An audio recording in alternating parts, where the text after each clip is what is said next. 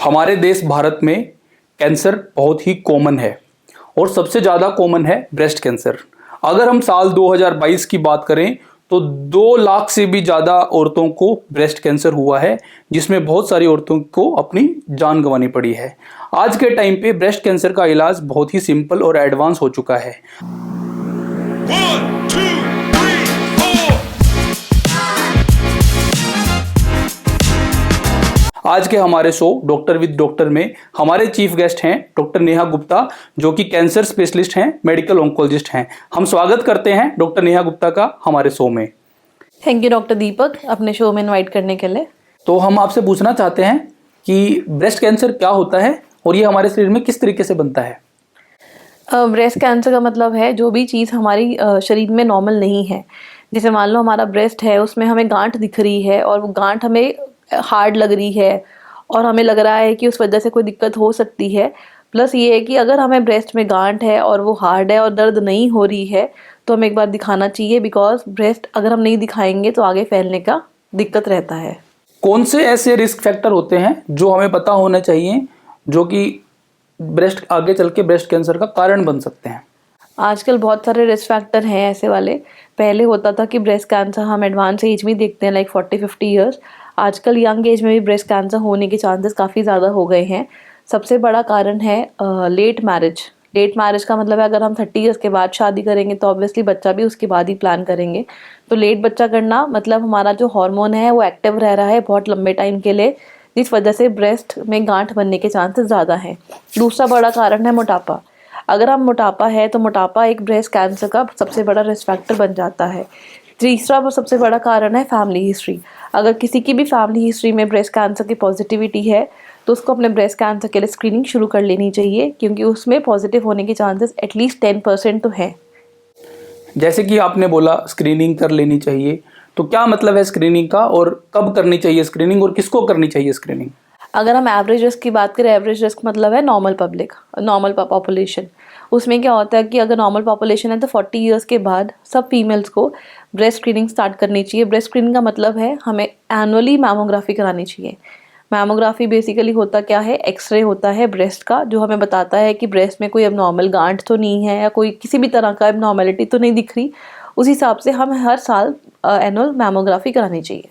तो स्क्रीनिंग जो होती है वो किसको करनी चाहिए? स्क्रीनिंग सब लोगों को करनी चाहिए। नॉर्मल पॉपुलेशन के लिए बात हो रही है। 40 साल के बाद हर फीमेल को स्क्रीनिंग शुरू कर लेनी चाहिए, जो कि हर साल पे एक मैमोग्राफी टेस्ट के थ्रू होती है।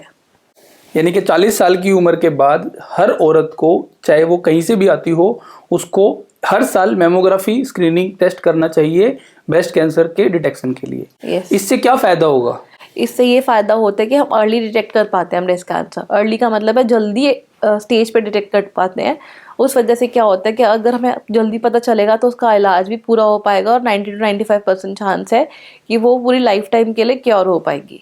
तो अगर जब हमने किसी भी औरत ने स्क्रीनिंग टेस्ट करवाया, किसी औरत के मैमोग्राफी में कोई दिक्कत आती है, अगर कोई दिक्कत आती है तो उसके बाद क्या होगा? बेसिकली जो मैमोग्राफी होती है वो एक एक्सरे होता है छाती का। उसमें हमें एक ग्रेडिंग मिलती है 1, 2, 3, 4, 5। उस हिसाब से प्लान होता है कि आगे क्या ट्रीटमेंट होना चाहिए। अगर ग्रेड 1, 2, 3 तक है तो हम उस तक कुछ नहीं करते, पेशेंट को बोलते कि हम फॉलोअप करेंगे। हो सकता है हमारा 6 महीने पे भी हमें मैमोग्राफी करानी पड़े। पर अगर हमारा ग्रेड 4 है या 4 से ऊपर है, उस केस में क्या होता है कि हम बोलते हैं कि पेशेंट को कि डाउट हो सकता है कि आगे कैंसर हो, तो हम बेसिकली एक बायोप्सी करते हैं। बायोप्सी मतलब एक टुकड़े की जांच करते हैं लंप से, जो भी ब्रेस्ट में गांठ है।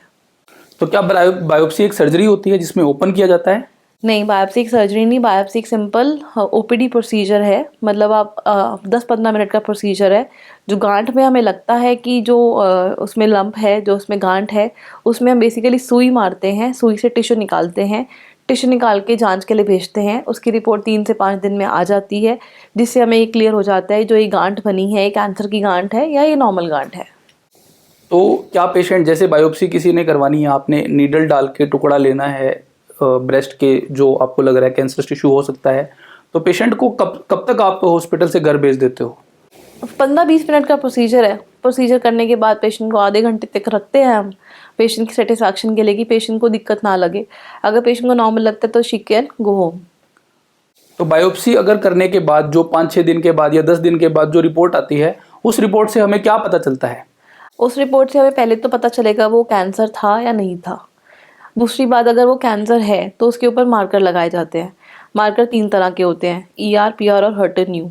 मार्कर का मतलब क्या होता है कि हार्मोन पॉजिटिव है, कि हार्मोन की वजह से ब्रेस्ट कैंसर हुआ है, कि हार्मोन नेगेटिव है, कि और रीज़न से ब्रेस्ट कैंसर हुआ है। उस हिसाब से आगे का ट्रीटमेंट प्लान होता है कि आगे सर्जरी होनी है या कीमो लगनी है या कोई एडवांस्ड इम्यूनोथेरेपी देनी है पेशेंट को। तो जैसे कि मैमोग्राफी कराई हमने, उसमें हमें डाउट आया, उसके बाद हमने बायोप्सी करी, बायोप्सी से हमें पता चल गया कि ब्रेस्ट कैंसर है। क्या कुछ और भी टेस्ट करने पड़ते हैं या फिर ये टेस्ट काफ़ी हैं? ये तो हो गया हमारा बायोप्सी, जिसमें पता चल गया कैंसर है। अब दूसरी चीज़ आती है कि क्या स्टेज है, कि पहली स्टेज, दूसरी स्टेज, तीसरी या चौथी स्टेज। उसके लिए हम क्या करते हैं, हम CT स्कैन कराते हैं। CT स्कैन होता है छाती का और पेट का। छाती और पेट का क्यों होता है? छाती तो हमें ये बताएगी कि हमारी जो ब्रेस्ट में कैंसर है वो कितना फैला हुआ है, मतलब अंदर ब्रेस्ट में मसल में कितना गया हुआ है, उसके आसपास की जो लिम्फ नोड होती है उसमें गया या नहीं है। और एब्डोमेन का कराते हैं देखने के लिए कि बीमारी लिवर में तो नहीं है, या हमारे एड्रीनल ग्लैंड में तो नहीं गई है, कहीं और ऑर्गन में तो नहीं गई है। और फिर तीसरा होता है कि ब्रेन MRI, वो तब कराते हैं अगर हमें लगता है सस्पिशन है। सस्पिशन का मतलब अगर पेशेंट बोले उल्टी आ रहा है, सिर दर्द बहुत हो रहा है या दौरा कभी भी पड़ रहा है, उस केस में फिर हम MRI ब्रेन भी कराते हैं देखने के लिए बीमारी कभी ब्रेन में तो नहीं गई है। हमारी सेम सिचुएशन कि पेशेंट को बायोप्सी में कैंसर आ गया, तो 3 ऐसी मेन स्टेजेस बताइए जो सबसे ज़्यादा देखी जाती है, कि 3 स्ट्रेटा हैं पेशेंट्स के, ये सबसे ज़्यादा कॉमन है सोसाइटी में। सबसे ज़्यादा कॉमन है स्टेज 3 कैंसर। स्टेज 3 का मतलब है जब बीमारी, जो गांठ है उसका साइज ऑलमोस्ट 5 सेंटीमीटर से ऊपर होता है और साथ में हमें लिम्फ नोड्स दिखती हैं। लिम्फ नोड्स का मतलब है हमें साथ में ब्रेस्ट के साथ ही गांठें होती हैं जो बगल में छाती बगल में होती हैं। उसका मतलब ये नहीं है कि कैंसर फैल गया है, पर वो ब्रेस्ट का ही पार्ट है, जो ब्रेस्ट का लिम्फेटिक सिस्टम होता है जिससे हमारा ब्लड ड्रेन होता है, वो उसी टाइप की गांठ होती है, वो ब्रेस्ट का ही पार्ट है। मान लो अगर वो इन्वॉल्व होता है, मतलब patient early local advance stage में है, ब्रेस्ट में ही है, कहीं फैला नहीं हुआ है, पर वो अपनी स्टेज से थोड़ा एडवांस हो गया है। तो सबसे कॉमन है स्टेज 3 की, जहाँ पे ब्रेस्ट के अंदर भी कैंसर है और बगल में भी कैंसर हो गया है, एक्जिला में भी कैंसर हो गया है, जहाँ से लिम्फ नोड के अंदर कैंसर फैल गया है। दूसरा कॉमन और तीसरा कॉमन भी बताइए। दूसरा कॉमन है क्योंकि मरीज क्या करते हैं, ब्रेस्ट में गांठ होती है उसको इग्नोर करते हैं, कुछ नहीं है कुछ नहीं है, साल 2 साल 3 साल से गांठ पड़ी है, बट वो नहीं ध्यान दे रहे, उनको लगता है नॉर्मल है। तो उस केस में देखा गया कि पेशेंट आता है तो चौथी स्टेज का कैंसर लेके आता है। चौथी स्टेज का दिखने से तो नहीं पता चलता, दिखने से तो हमें यही बता पाएंगे कि ब्रेस्ट में गांठ है और ये फैला हुआ हो सकता है। उसके लिए हम टेस्ट कराते हैं, जैसे CT स्कैन कराया तो उसमें पता चला कि बीमारी लिवर में फैल गई है या फेफड़े में फैल गई है, तो उस हिसाब से stage 4 second most common cancer देखा गया है। और क्या कोई ऐसी भी सिनेरियो होता है कि केवल ब्रेस्ट के अंदर ही कैंसर आता है और लिम्फ नोड में नहीं, कहीं भी कैंसर नहीं होता है? बेसिकली क्या है, आजकल के अवेयरनेस की वजह से, जो आजकल अवेयरनेस क्रिएशन होना शुरू हो गया है, उस वजह से फीमेल थोड़ा अवेयर हो गई हैं। अगर उनको थोड़ा सा भी फील होता है कि गांठ लग रही है तो वो तुरंत डॉक्टर के पास चली जाती हैं। ऐसे केसेस में हमें जल्दी पता चल जाता है और अर्ली स्टेज कैंसर डिटेक्ट हो जाता है, जिसमें क्या होता है कि हम सर्जिकली उसको पहले रिमूव करके उसका ट्रीटमेंट कर सकते हैं। यानी कि 3 सिनेरियो हैं हमारे पास। पहला ऐसा सिनेरियो है जो सबसे ज़्यादा कॉमन है कि ब्रेस्ट में कैंसर है और साथ में बगल में फैल गया है। दूसरा सिनेरियो कि पूरे शरीर में फैल चुका है। और तीसरा सिनेरियो ये है कि केवल जहाँ पे ब्रेस्ट है वहीं पे कैंसर है, उसके अलावा और कहीं पे भी कैंसर नहीं है। Yes. तो क्या इससे कोई फ़र्क पड़ता है कि कैंसर कहाँ कहाँ पे है? क्या पेशेंट का सर्वाइवल या फिर पेशेंट का ट्रीटमेंट जो होना है आगे, उस चीज़ में कोई फ़र्क आता है इस चीज़ ऐसा पता चलने से? हाँ, ब्रेस्ट कैंसर के ट्रीटमेंट में 2 हिसाब से डिवाइड करते हैं। एक तो अर्ली स्टेज होता है, एक लोकली एडवांस होता है, एक होता है बीमारी अगर फैल गई हो स्टेज 4 कैंसर। तो अगर अर्ली स्टेज का कैंसर है वो डिपेंड करता है कि आपके मार्कर्स क्या क्या थे, ER, PR और हर्टन-न्यू। मान लो मोस्टली केसेस में जो अर्ली स्टेज में होते हैं वो उसमें फिर भी सर्जरी पॉसिबल है। पहले हम ऑपरेशन करते हैं, फिर हम कीमो का सोचते हैं। अगर मान लो लोकली एडवांस का मतलब है बीमारी हमारी ब्रेस्ट में भी है और साथ में बगल में एक्जिला में भी है, उस केस में हम कोशिश करते हैं कि हम पहले कीमो लगाएं। कीमो लगाने से क्या होगा, ब्रेस्ट का साइज़ कम हो जाएगा, ट्यूमर का साइज़ कम हो जाएगा और साथ में बगल वाली गांठ भी कम हो जाएगी। उसके बाद अगर हम सर्जरी करें उसका रिजल्ट ज़्यादा बेटर मिलता है, सर्वाइवल रेट में भी ज़्यादा फ़ायदा मिलता है। तीसरा सिनेरियो आता है बीमारी जब फैल चुकी होती है। जब बीमारी फैल चुकी होती है सबसे पहले ट्रीटमेंट जो होता है वो कीमोथेरेपी ही होता है। उसके अलावा ना रेडिएशन ना सर्जरी उस केस में काम नहीं करती है। एक बार आप हमें दोबारा बताइए कि जो रिसेप्टर के बारे में आपने बात करी, ER, PR, HER2/neu, ये रिसेप्टर के बारे में, अगर ये रिसेप्टर पॉजिटिव या नेगेटिव आते हैं, इनमें क्या क्या पॉसिबिलिटीज़ हैं और उसके हिसाब से क्या इलाज बदलता है, और इलाज अगर बदलता है तो क्या इलाज बदलता है, और इसका पेशेंट को किस चीज़ में ज़्यादा फायदा है। अगर मान लो हमारा ER/PR पॉजिटिव आता है रिसेप्टर, उसमें क्या होता है कि पेशेंट को कीमो लेना है, सर्जरी लेना है, पर उसके बाद हमारे पास एटलीस्ट कोई ट्रीटमेंट है जो मेंटेनेंस मतलब है आगे लाइफ टाइम चलता रहता है। लाइफ टाइम मतलब 5 साल 7 साल तक लेना पड़ता है पेशेंट को। नॉर्मल गोली है हार्मोन की गोली खानी होती है, और हर 3 से 6 महीने में हमें दिखाना होता है मतलब हम एग्जामिन करते हैं पेशेंट क्लिनिकली कि कोई नया चीज़ तो नहीं आ गया।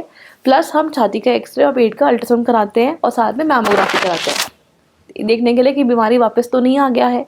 अगर मान लो हमारा ER/PR नेगेटिव है और HER2/neu पॉजिटिव है, उस केस में क्या है कि गोली नहीं है हमारे पास, पर टारगेटेड थेरेपी है जो कि कीमो के साथ पहले दिया जाता है, फिर सर्जरी होता है।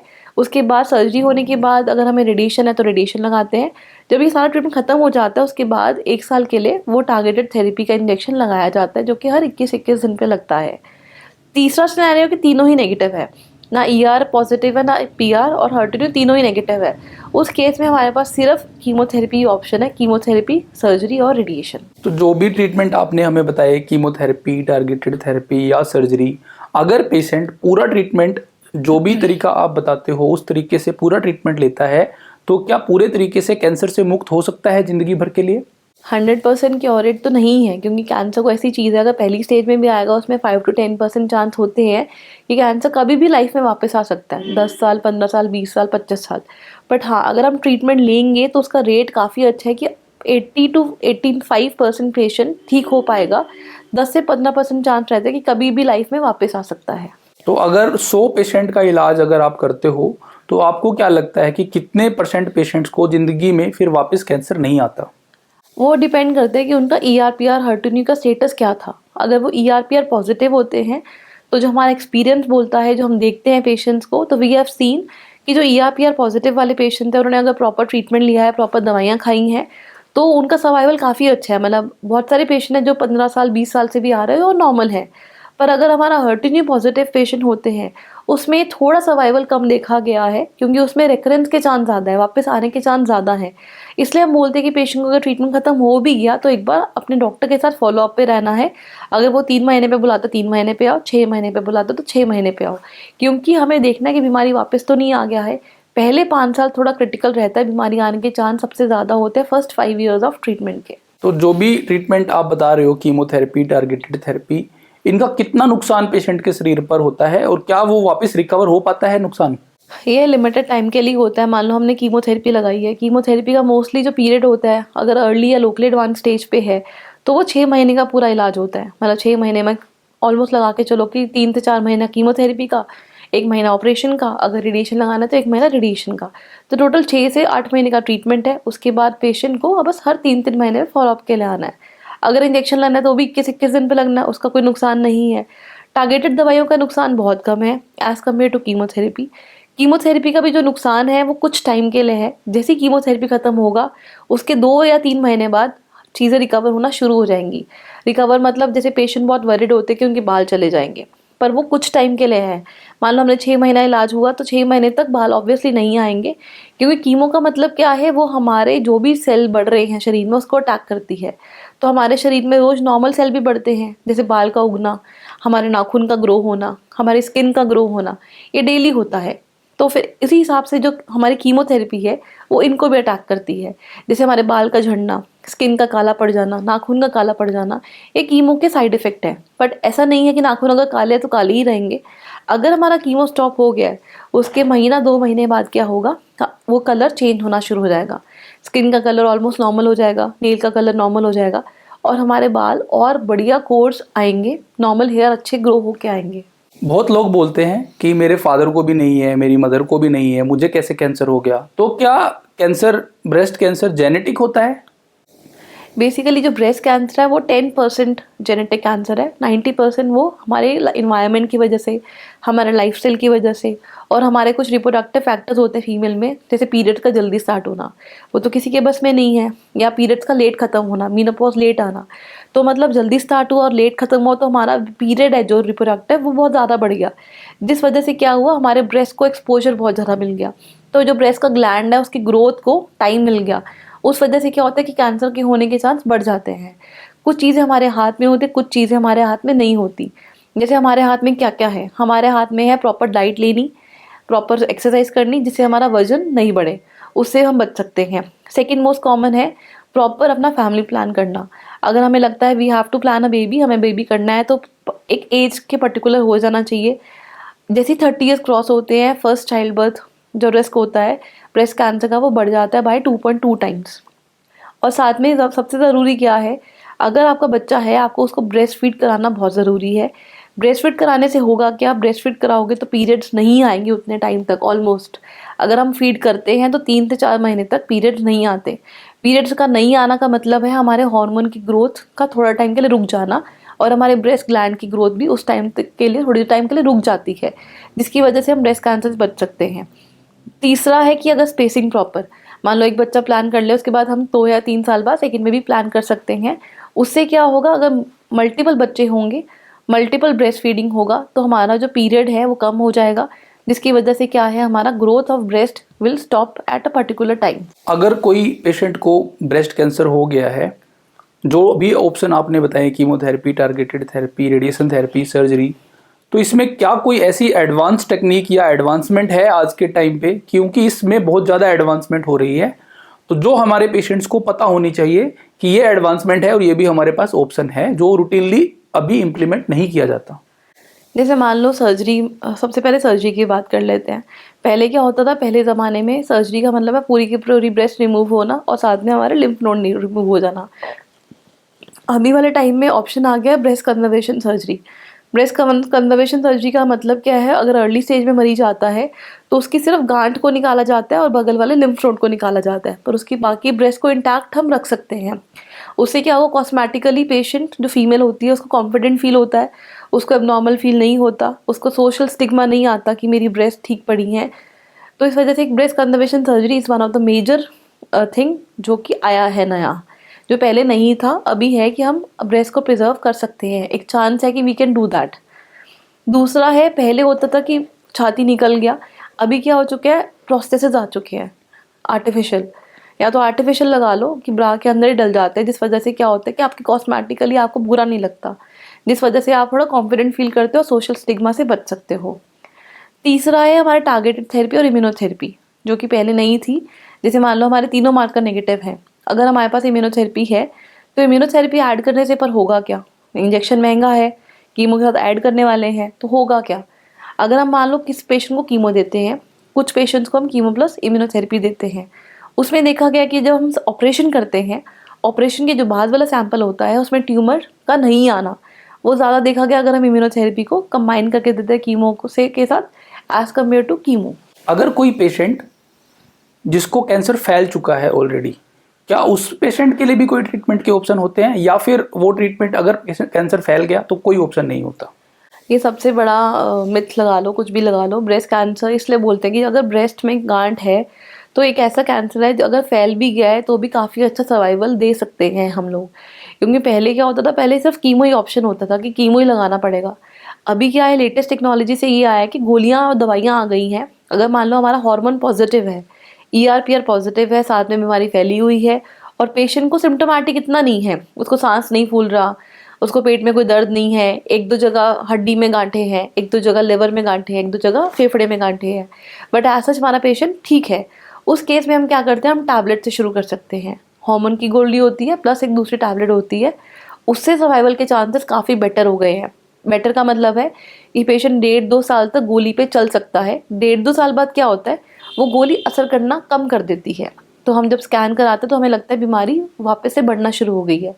सेकेंड बेस्ट स्टेप क्या होता है, फिर से क्या होता है, हमारे पास फिर से इंजेक्शन है हार्मोन के, कीमो नहीं अभी आई, हार्मोन का इंजेक्शन प्लस हम गोली पे स्टार्ट कर सकते हैं, उससे फिर से हमारा 1-2 साल का टाइम फिर निकल जाता है। इसका मतलब क्या है कि 3 या 4 साल तक पेशेंट को ऑलमोस्ट टैबलेट ही लेना पड़ रहा है, कीमो नहीं लेना पड़ रहा, जिसके सबसे कम साइड इफेक्ट है, और पेशेंट को अच्छा फील होता है बिकॉज पेशेंट सिम्टम फ्री है और हमारे तरफ टैबलेट्स ही का इलाज हो रहा है। 4 या 5 साल बाद हो सकता है कि हमें कुछ कीमो लगाना पड़े, पर वो भी बहुत छोटा डोज ऑफ कीमोथेरेपी होता है जिसका रिस्पॉन्स काफ़ी अच्छा है। अगर कोई औरत प्रेग्नेंट है या प्रेगनेंसी का प्लान कर रही है और उसको ब्रेस्ट कैंसर हो जाए, तो इस सिचुएशन को आप किस तरीके से हैंडल करते हो? ये डिपेंड करता है कि बच्चा है या नहीं है। पहले अगर बच्चा ऑलरेडी है उनके पास तो हम उनको कन्विंस करते हैं कि पहले अपना ब्रेस्ट कैंसर का इलाज करा लो, क्योंकि उसका ट्रीटमेंट करना और उससे बचना ज़्यादा इम्पॉर्टेंट है। अगर मान लो बच्चा ऑलरेडी नहीं है और बच्चा ऑलरेडी शी इज़ प्रेग्नेंट, मतलब पेट में ऑलरेडी बच्चा है, तो उसमें क्या है, फिर ये डिपेंड करते हैं कि कौन से हमारे पास ट्राइमेस्टर में आई है, पहले में, दूसरे में या तीसरे में। और फिर हम देखते हैं कि कौन सी स्टेज पे है, अर्ली पे है या फिर बड़ी हुई है या फिर चौथी स्टेज पे है। अगर मान लो वो चौथी स्टेज का बीमारी हो गया है और उसका जो बच्चा है वो ऑलरेडी 12 या 13 हफ्ते का है, तो हम उसको कन्विंस करते हैं कि बेटर है कि अगर हम उसको टर्मिनेट कर देंगे तो वो ज़्यादा अच्छा है उसकी सेहत के लिए, क्योंकि इलाज ब्रेस्ट कैंसर का शुरू करना ज़्यादा इंपॉर्टेंट है इस स्टेज पे। पर अगर मान लो अर्ली स्टेज पे है, बिल्कुल शुरुआती हुआ है, छोटा सा गांठ लग रहा है और हमें लग रहा है कि बच्चा ज़रूरी है, तो हम उनको बोलते हैं कि पहले अपना बच्चा प्लान करते रहो, कर लो साथ में, और साथ में अपना कैंसर का इलाज भी करते रहो साथ साथ। यानी कि अगर पॉसिबिलिटी है कि टर्मिनेट कर सकते हैं तो टर्मिनेट करना चाहिए, और अगर पेशेंट्स विलिंग नहीं है टर्मिनेट करने के लिए और अर्ली स्टेज का कैंसर है तो पॉसिबिलिटी है कि हम ट्रीटमेंट स्टार्ट कर सकते हैं साथ में। हाँ, दूसरे ट्राइमेस्टर में, मतलब है 12 हफ्ते के बाद, अगर हमें लगता है कि बच्चे ट्रीटमेंट करना है तो हम कीमो लगा सकते हैं। सेकेंड ट्राइमेस्टर से लेके हम 32 वीक्स तक कीमो दे सकते हैं। उसके बाद हमें कीमो बंद करना होता है कि कीमो के अपने साइड इफ़ेक्ट होते हैं। अगर मान लो हमें डिलीवरी प्लान करना है, अगर हम सिजेरियन करना है या हमें नॉर्मल करना है, तो हमें उसके आसपास कॉम्प्लिकेशन नहीं चाहिए। जैसे कि हमने स्क्रीनिंग की बात करी स्टार्टिंग में कि हर वुमेन को 40 साल की उम्र के बाद मैमोग्राफी करवानी चाहिए, तो आपको क्या लगता है सोसाइटी में कितनी अवेयरनेस है इस चीज़ को लेकर? इस चीज़ को लेकर सोसाइटी में बहुत कम अवेयरनेस है। हमारे पास फीमेल कोई भी रूटीन मैमोग्राफी के लिए मोस्टली नहीं आती है। वो तभी आती है अगर उसको डाउट आता है कि ब्रेस्ट में दर्द हो रहा है या ब्रेस्ट में कोई गांठ लग रही है या उनको निप्पल से पानी आ रहा है, तभी हमारे पास आती है दिखाने के लिए कि इसके लिए क्या किया जाए। उस केस में हम समझाते हैं कि हमें मैमोग्राफी करानी चाहिए और हर साल पे करानी चाहिए। एक नॉर्मल टेस्ट है, ऐसे नहीं कि आप अगर गांठ लेके आए हो या कोई ब्रेस्ट पेन लेके आए हो इसलिए हम आपकी मैमोग्राफी कर रहे हैं। एक रूटीन टेस्ट है जो कि हर फीमेल को कराना चाहिए, हर साल कराना चाहिए 40 साल की उम्र के बाद। आप क्या एडवाइस दोगे उस औरत को जो अभी रिसेंटली किसी को ब्रेस्ट कैंसर डायग्नोज हुआ है? सबसे पहले एडवाइस तो घबराना नहीं है, डरना नहीं है। ब्रेस्ट कैंसर एक ऐसी चीज़ है जो कि ठीक हो सकती है, क्योर हो सकती है, लाइफ टाइम के लिए आप ठीक हो सकते हो। दूसरी चीज़ हम बताते हैं कि अपना जो इलाज है वो पूरा रेगुलर और प्रॉपर फॉलो करना है। मान लो अगर 6 से 8 महीने का इलाज है तो उसको रेगुलर कराना है। ये नहीं कि हम 1 कीमो लगाई और हमने इलाज छोड़ दिया, फिर हमने 2 कीमो 2 महीने बाद कराई। ये है कि हमें जो इलाज शुरू करना है वो प्रॉपर रूटीनली करना पड़ेगा। जब जब डॉक्टर बुला रहा है तब तब हमें इलाज कराना पड़ेगा। अगर हम एक बार इलाज करा लेते हैं तो हम हो सकता है कि कैंसर मुक्त हो सकते हैं अपने लाइफ के लिए। अभी हमारा एक सेशन है जिसमें हम आपसे सच या झूठ पूछेंगे, मिथ्स या फैक्ट। आपको बताना है ये बात सच है या झूठ है और 1 या 2 लाइन में इसको एक्सप्लेन करना है। तो हमारा सबसे पहला क्वेश्चन है, ब्रेस्ट कैंसर केवल औरतों में ही होता है? ऐसा नहीं है, ब्रेस्ट कैंसर मर्दों में भी हो सकता है। केवल जो औरतें बूढ़ी होती हैं या फिर जिनकी एज ज़्यादा होती है उनमें ही ब्रेस्ट कैंसर होता है? नहीं, आजकल के टाइम पे ब्रेस्ट कैंसर किसी भी एज में हो सकता है। कोई भी एज, कोई भी यंग है, बूढ़ा है, एडोलेसेंट है, कभी भी हो सकता है। ब्रेस्ट कैंसर हेरिडिटरी होता है? ब्रेस्ट कैंसर हेरिडिटरी होता है बट सिर्फ 10% केसेस में। जो औरतें ज़्यादा टाइट ब्रा पहनती हैं उनको ब्रेस्ट कैंसर होने के चांसेस ज़्यादा होते हैं? ऐसा नहीं है, टाइट ब्रा से कुछ रिलेशन नहीं है ब्रेस्ट कैंसर के होने का। ब्रेस्ट कैंसर छूने से फैल सकता है? ब्रेस्ट कैंसर छूने से नहीं फैलता। जिन लोगों की ब्रेस्ट का साइज छोटा होता है उन लोगों को ब्रेस्ट कैंसर होने के चांसेस ज़्यादा होते हैं? ऐसा नहीं है, ब्रेस्ट कैंसर के हम ऑलरेडी डिस्कस कर चुके हैं। अगर किसी को ब्रेस्ट में गांठ है तो इसका मतलब ये है कि वो कैंसर है? नहीं, गांठ किसी भी टाइप की हो सकती है। मान लो अगर हमारे पास 15 या 16 साल की लड़की आ रही है जो गांठ लेके आई है, तो मोस्टली हमने देखा है कि वो फाइब्रोएडिनोमा होता है। फाइब्रोएडिनोमा मतलब है फैट की गांठ है, चर्बी की गांठ है, नॉर्मल है। वो हमारे हार्मोन के चेंजेस की वजह से हो गई है, जो कि विद टाइम धीरे धीरे कम हो जाएगी या फिर वैसी की वैसी पड़ी रहेगी, पर वो शरीर में कुछ करेगी नहीं। दूसरा चीज़ होता है फाइब्रोएडिनोसिस। फाइब्रोएडिनोसिस का मतलब होता है पीरियड्स के आसपास हमें पेन फील होना, दर्द फील होना, कि जब महीना आता है तभी दर्द होता है, उसके बाद ठीक हो जाता है। तो उसका मतलब भी क्या है कि हार्मोन्स की वजह से कुछ चेंजेस आ गई हैं ब्रेस्ट में, जिस वजह से गांठ हो गई है। तीसरी गांठ हो सकती है कि वो कैंसर की हो सकती है, तो इसलिए ब्रेस्ट में गांठ होना हमेशा कैंसर नहीं होता है। अगर किसी को ब्रेस्ट कैंसर हो गया तो उसको ब्रेस्ट कट करके सर्जरी करके निकालना ही पड़ेगा? नहीं, ब्रेस्ट अगर हो गया है, अगर अर्ली पहली स्टेज पे ही है, बहुत छोटी सी गांठ है, 2 सेंटीमीटर की गांठ है और उसका साइज़ इतना है कि हम उसको प्रॉपर ब्रेस्ट को लंप को निकाल दें और बाकी ब्रेस्ट को बचा सकते हैं। ब्रेस्ट फीडिंग से कैंसर का चांसेस बढ़ता है? कम होता है ब्रेस्ट फीडिंग से। जितना ब्रेस्ट फीड करोगे उतना चांस है कि हम इस कैंसर से बच सकते हैं। अगर हम अपने लाइफस्टाइल को चेंज करें, हेल्दी लाइफस्टाइल करें, तो हम ब्रेस्ट कैंसर अगर होना है तो होने से नहीं रोक सकते? लाइफस्टाइल चेंज करेंगे तो हम ओबेसिटी से बचेंगे, मतलब मोटापे से बचेंगे। अगर मोटापे से बचेंगे तो सिर्फ ब्रेस्ट कैंसर नहीं, हम काफ़ी कैंसर से बच सकते हैं। तो इसलिए लाइफस्टाइल में मतलब अपने अच्छे वाले चेंजेस लेके आओ, जैसे अच्छा खाना खाओ और प्रॉपर एक्सरसाइज करो, अपने वेट को बढ़ने नहीं दो। इस वजह से क्या होगा, हम बाकी बहुत सारे कैंसर से बच सकेंगे। अगर हमारी फैमिली में किसी को ब्रेस्ट कैंसर है तो फिर कैंसर होना ही है? 100% नहीं है, बट हाँ, अगर फैमिली हिस्ट्री ब्रेस्ट कैंसर की पॉजिटिव है तो काफ़ी हद तक चांस है कि ब्रेस्ट कैंसर फैमिली में आ सकता है। उसके लिए एक टेस्ट कराया जाता है जिसको बोलते हैं BRCA1/2। अगर वो मान लो फैमिली में पॉजिटिव है तो 50 to 60% चांस है कि वो आगे फैमिली में रन कर सकता है। ब्रेस्ट कैंसर बहुत पेनफुल होता है? ब्रेस्ट कैंसर शुरुआती में पेनलेस होता है, जिस वजह से क्या होता है, बहुत सारी औरतें आती ही नहीं है दिखाने कि गांठ है, नॉर्मल है, दर्द तो हो नहीं रहा, क्यों दिखाना है। ब्रेस्ट कैंसर की शुरुआती वाली गांठ हमेशा पेनलेस ही होगी, दर्द नहीं होगा। क्योंकि दर्द होने के लिए अगर हमें मान लो गांठ बढ़ेगी तो बाहर वाली स्किन होगी वो स्ट्रेच होगी तो हमें पेन शुरू होगा। अदरवाइज ब्रेस्ट कैंसर वाली गांठें शुरुआती में दर्द नहीं होता उसमें। डिओड्रेंट यूज़ करने से ब्रेस्ट कैंसर का चांस बढ़ता है? ऐसा कोई स्टडी तो नहीं है कि हम डिओ यूज़ करने से ब्रेस्ट कैंसर बढ़ता है। केवल अमीर औरतों में ही ब्रेस्ट कैंसर होता है? नहीं, अमीर औरतों में ब्रेस्ट कैंसर होने के चांस ज़्यादा होते हैं, बिकॉज उनका जो लाइफस्टाइल चेंजेस है वो थोड़ा अलग होते हैं as compare to rural population. इस वजह से बोल दिया जाता है कि ज़्यादा होता है, बट ये नहीं कि हमेशा उनमें ही होता है। इस टाइम पे रूरल प्लस अर्बन, अमीर और गरीब दोनों पेशेंट्स को ब्रेस्ट कैंसर हो सकता है। ब्रेस्ट कैंसर डेथ सेंटेंस होता है? नहीं, ये सबसे बड़ा मिथ है। अगर मान लो किसी को ब्रेस्ट कैंसर डायग्नोज हो गया तो प्लीज़ अपने आसपास जाके ट्रीटमेंट शुरू करा लो। कुछ दिन की दिक्कत ज़रूर है, 6-8 महीने की, उसके बाद आप बिल्कुल ठीक हो जाओगे। तो ये था हमारा आज का शो डॉक्टर विद डॉक्टर, जिसमें doctor Neha Gupta cancer specialist ने हमारे ब्रेस्ट कैंसर के बारे में सभी डाउट्स को क्लियर किया, बताया हमें कि क्यों मैमोग्राफी करवानी चाहिए, क्यों जल्दी से जल्दी कैंसर को डिटेक्ट करना चाहिए और इसका पूरा इलाज करना चाहिए, जिससे हम पूरे तरीके से कैंसर मुक्त हो सकते हैं। तो हम बहुत धन्यवाद करते हैं डॉक्टर नेहा गुप्ता का। Thank you doctor Neha Gupta. Thank you doctor Deepak invite करने के लिए, और हमें बहुत अच्छा लगा अपनी ऑडियंस को बताने के लिए कि हमारा ब्रेस्ट कैंसर कैसे होता है और उससे कैसे बच सकते हैं।